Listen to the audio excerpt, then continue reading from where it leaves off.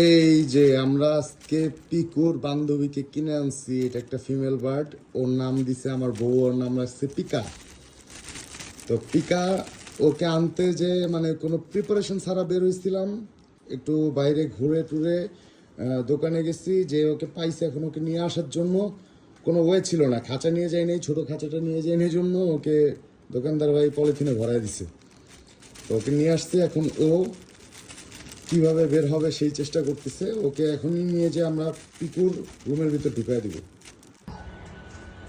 তো পিকু আর পিকার জন্য আমরা একটা লাঠি কিনে আনছি, এই লাঠিটা ওদের খাঁচার ভিতরে দিয়ে দিব যাতে ওরা ভালো মতো থাকতে পারে।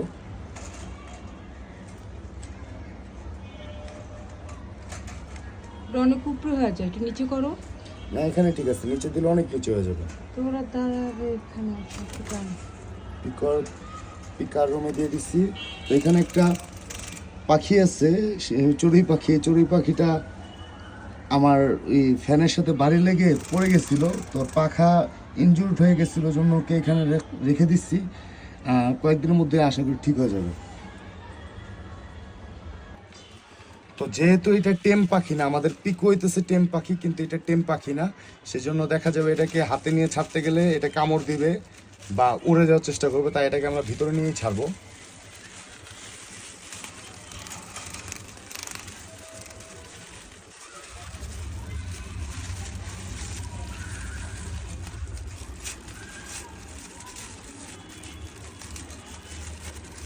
পিকু, তোমার বান্ধবীকে নিয়ে আসছি, তুমি এরকম করে পালায়ও না। পিকু মহা খুশি এসে পড়েছে। পিকা, পিকুর বন্ধু পিকা।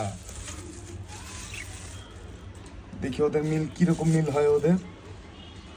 মাশাআল্লাহ, দুজন অনেক সুন্দর। একই রকম না, একটা মেল একটা ফিমেল।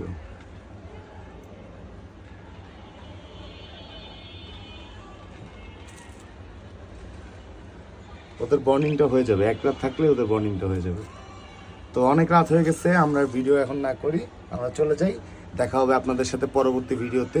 আর আমার ইউটিউব চ্যানেলে ডেলি ভিডিও আপলোডটা লিমিট হয়ে গেছে জন্য আমি এই ভিডিওটা আজকে আপলোড করতে পারবো না, আমি কয়েকদিন পরে ভিডিওটা আপলোড করব।